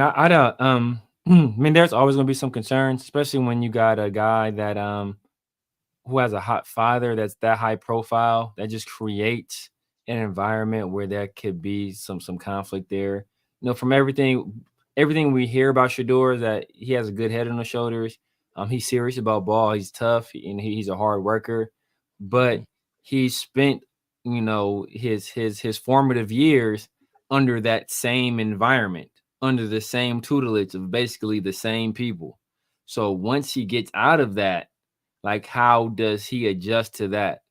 And then how do those people react to him being criticized by other people, being told, hey, you know what, this is how we do it here. I don't care how it's done over there, as you kind of alluded to, right? Like you spend all this time under the same umbrella, and then it can become a situation where you don't know how to operate outside of it. So how does he react to this new stimuli, right? Like these coaches talking to him in a different way than maybe Dion and his coaching staff over there wouldn't have done. And he's been a guy that he's always been Dion's son. So when you're the son of a Hall of Famer, of a guy like that, you know, sometimes it could create two things, right? It could create a situation where everybody's gunning for you because you're that guy's son. But it also created a situation where everybody wants to be in your good graces because you're that guy's son.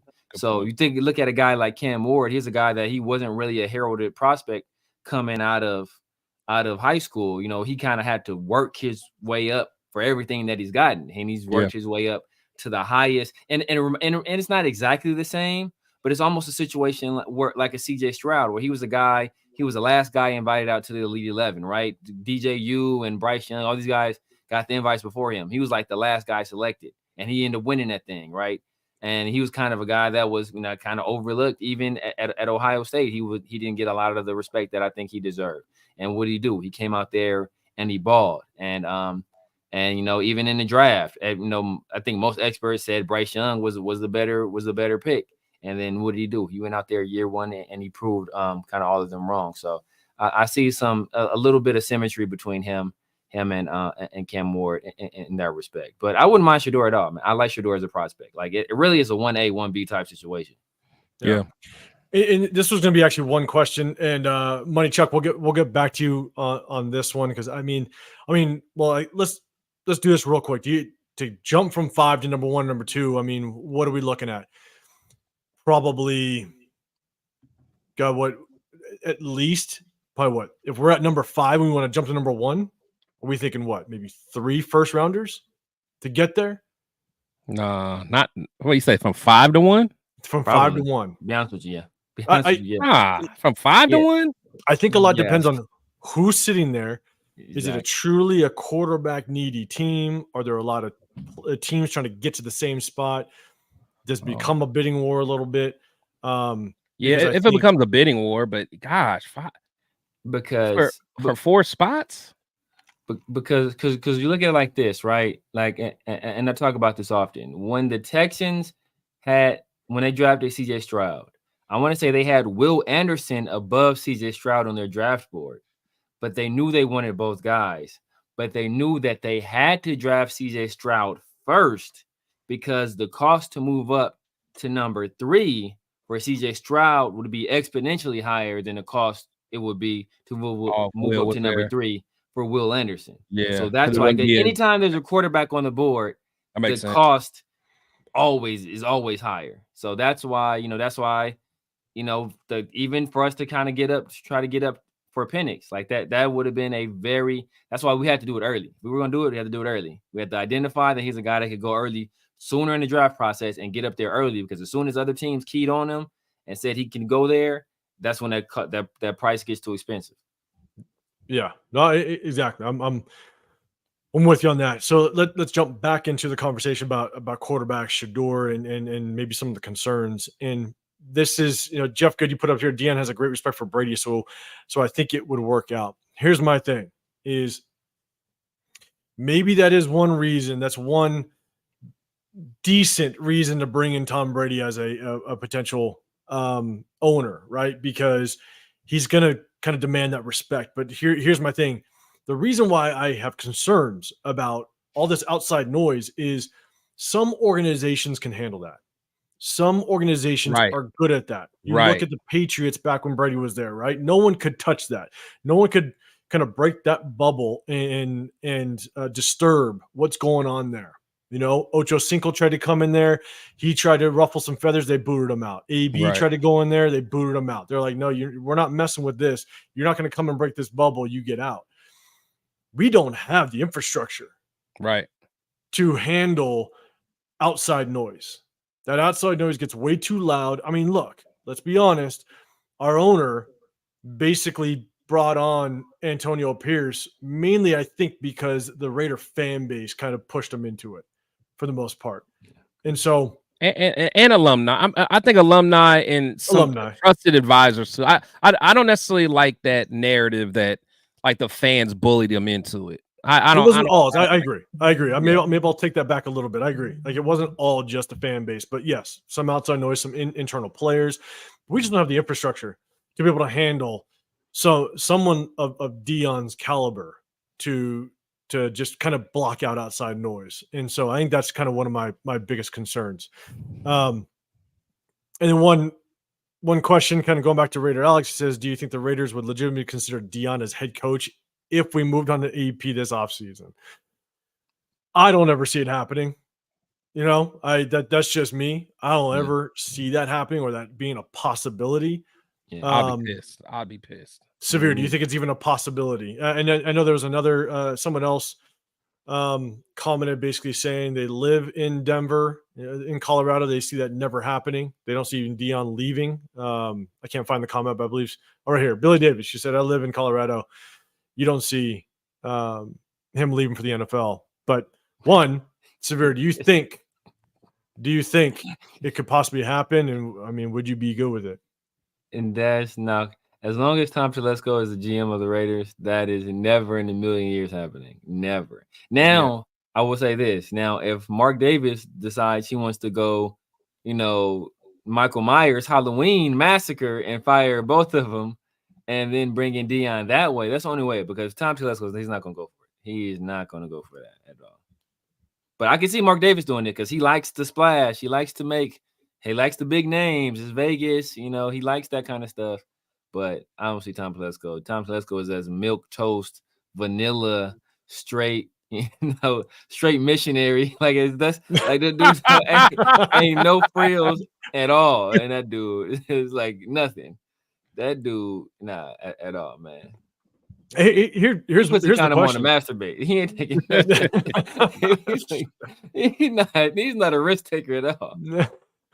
Here's and then I guess one last question to kind of end the whole quarterback talk is, how much influence do you think Tom Brady is going to have in this conversation? I think there's going to be quite a bit. Obviously, he is the GOAT at this point, right? He's the best ever to do it when it comes to quarterback play.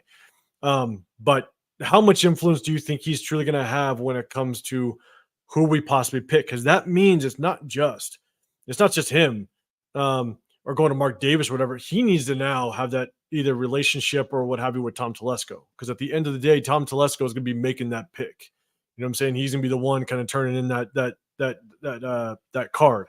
So how much influence do you really think Tom Brady is going to have with the choice of the next quarterback? Severe, I'll throw it at you. I think he has some influence. When you're a 10% owner of the team, you kind of see the greeting that he got, standing ovation from basically everybody at the Raiders headquarters. He's going to have some influence there, but at the end of the day, I think it is going to be. I mean, he's been in it. He understands organizational structure. He's kind of seeing it at play in New England, so I think he's going to trust that process, and I don't think he's going to interfere too much. Now, I think if he starts to see things going in a direction he doesn't like, maybe he starts to exert a little bit more influence and maybe play on his friendship with Mark Davis a little bit more to get a little bit more power within those walls. But I think as of right now, for this very next draft, I don't believe he'll have an outsized influence, but he will have a little bit of a say as the owner should. Yeah, I mean, absolutely. And we got diehard Raider in here basically saying Tom is picking and training the quarterback for sure. He also followed it up with Mark Davis said Tom is helping pick the quarterback. Look, 100%. I think definitely you got to take advice from him. Daniel Kim, appreciate you coming through as well. Gronk said TB12 is a good evaluator of talent, which I hope so. Because just because you're a Hall of Famer, just because you're one of the greatest or the greatest to ever do it, doesn't mean that you're going to come in and understand it. I think we talked about it last week. You take the Michael Jordan situation, right? Yeah. Michael Jordan comes in, and what did he do with Charlotte? He just wasn't able to turn that program around or that franchise around like everybody thought he would. And so, yeah. Didn't John Elway give Brock Osweiler a whole bunch of money? last time I checked. So, Chris, what's your thoughts? Do you think Tom Brady's gonna have a big say, or just do you think Mark Davis, when Tom Brady was announced, when he walked into our practice facility, did you see that? When Tom Brady walked into the practice facility, everybody was lined up applauding him, and then you looked at Mark Davis, and Mark Davis literally looked like God walked into the building. I mean, he was like he was a kid on Christmas Day, and Tom Brady was that present. And I'm sitting there going, man, I hope he just doesn't if he hasn't already, just fall head over heels over Tom and just think that Tom is just whatever he says goes. But Chris, what's your thoughts? Do you think Tom's going to have a big say as to who the quarterback's going to be? Oh, Chris, I think you're on mute. Oh, my bad. Yeah, you're good. Yeah, I definitely think he'll have some say. Like you said, you could tell Mark Davis definitely is enamored. Well, he definitely likes Tom Brady. So so whatever, he will have a say. But I still think Telesco's still gonna have to be the guy that runs the team and picks the talent and do all that. Yeah, I'm with you, Rafi. I appreciate you coming up, man. It's good seeing you, man. You've been busy this weekend. Billy Davis, man, have a good night. But no, so look, at the end of the day, this is kind of where we sit. We're 2-6 now. We're at the bottom of the division. We kind of broke down the game a little bit. Just unfortunately, it's disappointing. It's disappointing as hell where we sit, and just we were competitive in this game. It was within reach, but unfortunately, we're going up against a team that just understands how to win, and we're a team that's still trying to figure it out.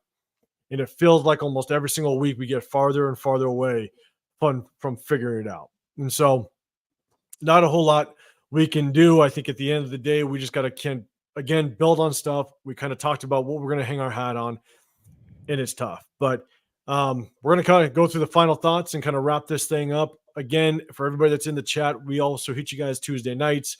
We kind of break down film. Again, I know there's not a whole lot of film to go through. It's not very exciting, but there's always pieces you can take to hopefully build on some positives. How JPJ played, how Kevlon Chasen, how he's starting to produce. There's things you can grab a hold on and move forward with, but there's also things that you can point out that are pretty rough to watch. But we're going to kind of get our final thoughts in and kind of wrap this thing up. Severe, any final thoughts on where we're at and where we need to go at this point, knowing that, again, lose to a division rival, bottom of the division. What's your final thoughts on today's game? I think today's game showed us two things, right? I think, first of all, we played extremely hard. So I think there was some talk about that this team is giving up on AP, or that AP has lost the locker room. I think this game kind of showed us that is not necessarily the narrative, or what's actually happening in that locker room or in that building at all, or among this team. And I think the second thing it showed us is that we are a bad team, but we may not be bad enough to get the type of pick that we need to secure our quarterback of the future. Right. Like we may have to find a way to be work, because we played the game we played against a lot of other teams. We might mess around and win some games. This can't happen, right? There might be another hashtag. Win. Strategic losing, SS, baby. Strategic losing. Right. SS. I want to see Thayer Mumford at flanker. All right. I want to see Thayer. Andres Pete. We running 12 personnel. Andres Pete. I want you at the Y. All right. I want you out there. I don't think we're quite bad enough. And a lot of people out there, and this is my final thing, man. There are a lot of people out there that want to fire Antonio Pierce and think that we will be able to fire Josh McDaniels after a season and a half, then fire Antonio Pierce after a season and a half, and then somehow we're going to attract the most, the top coordinator or the top head coach prospect out there. Like, why would anybody see what happened to our last 2 head coaches and say, you know what, I want to sign myself up for that? It's not going to happen. If we get rid of Antonio Pierce, it's a very good chance we're going to go retread. A very good chance we're going to go retread. And the only thing I'll add to that is I think that that's part of the reason why we have to get a quarterback, because at the end of the day, we also have to have any type of free agents, anybody that wants to come in to this organization. They're going to know we have a pathway. That's probably one of the reasons why Devontae Adams is gone, is because he just didn't believe that we were on the path to success. And if we can't, if we can't get his buy-in, and, we did some things in the past that kind of, messed with that situation. But if free agent can't come in here and say, look, they're on the pathway to winning, good luck getting free agents to come over unless they're just money hungry. And so, Chris, man, what's your final thoughts on where we stand, and where do we go from here? I think we just have to just evaluate. I can't stress that enough. We have to just evaluate what we have, and just prepare for the future, and then again, it's against everything I've always believed in. But if I have to sacrifice, the rest of this season to be able to have something that I can be proud of, for the ongoing future, then I'm there, man. I'm there. And again, everybody who knows me knows I am so against, even when Severe first said the strategic substitution, I was hesitant, like, nah, I don't want to do that, man. I pushed back, man. But if that's what it takes, man, because even just talking to you guys, and we're just talking about how much it would cost to go from pick 5 to 1. It's like, even if we continue losing but don't lose enough, we still have to mortgage our future just to make sure we get someone. It's just gonna be nasty, man. So it's like, let's evaluate who we have, strategic substitutions, and then we'll, let it bottom out. Wherever we end, and then hopefully going forward, we can have something we can all get behind and support and be proud of. And again, it hurts for me to say that, but that's where I'm at. But don't say it. We're just saying #SS. Hashtag Greater SS. Primos, man. I appreciate you pulling through. You're saying that you kind of disagree a little bit with Severe was saying. We've talked about Luke Getsy. We've gone over, but Severe, if you want to respond to it, because Greater Primos, he's throwing a couple things out here, just kind of pushing back a little bit. But if you have any response for it, you can go for it. First of all, like there's no head coaching. There's no, like, the Raiders were voted the most or the second most dysfunctional franchise in the NFL, behind only the Carolina Panthers, who have undoubtedly the worst owner in the NFL. And we have all brand new facilities, and we were still voted barely just second place behind them, right? And we saw the mess that went on with them and with Frank Reich, and then them not even giving the guy that was interim coach to have the guys playing hard, not even giving him a look at all. And then, like, we've seen all that, and we were still second place behind them, very closely. So there's not an agent in the world that has a Ben Johnson or Bobby Slowick that's going to say, you know what, you should take that Raiders job, especially if we don't have a quarterback. Do you remember back in the day, Al Davis? He had Sean Payton. Sean Payton was going to be Sean Payton was an offensive wizard at the time. He was the hot name among offensive coordinators. He was going to take our job as head coach. And then what happened? Jerry Jones made a personal call to Sean Payton and took him down to whatever hangout spot he goes to, and convinced him not to take that job. And there will be owners and agents on the phone with their clients doing the exact same thing, not to send them here, because this team has fired 2 coaches in 3 years and not giving either one of them the opportunity to try to input their own roster and their own philosophy. You can't do that in that short amount of time. And then in terms of at the end of the day, bro, like we see the film. We see the film. These guys aren't executing. We see it week in and week out. Guys getting pre-snap penalties. We keep harping on the same thing. Not holding your blocks, missing assignments, all of this stuff. This is on the players. I'm pretty sure Primos was one of those people that was talking about Josh McDaniels calling a pass play at the 3-yard line last year, the other year as well. I'm pretty sure I remember you saying that. So now that we run the ball in that same situation, now these goalposts get moved. All of a sudden, these goalposts is moving. You either want to run in that situation or you don't. People were pissed about that Chargers game. We couldn't run that game either. We couldn't run that game either. We were struggling to run the ball that game either. That's why Aiden O'Connell had to throw the ball so much. That's why he got sacked 7 damn times. Part of the reason. So, like, don't move these goalposts all of a sudden to fit your agenda. If you want to run the ball there, run the ball. I was okay with passing the ball. The analytics say if the ball is at the 3-yard line, you are more likely to score a touchdown if you pass the ball. Everybody told me I was wrong. Everybody told me. Now all of a sudden, Severe is right. We should have passed the ball. Come on now. Y'all done work. Hey, y'all done woke Severe up, man, at the last minute, man. At the last minute. Here's the only thing I'll end with this is that I think Antonio Pierce at this point needs to give us a reason why he is the guy moving forward. The one thing that he needs to get back to is playing disciplined football. He hasn't lost the locker room. These players are still playing, right? We still battle against the Rams. We battled today.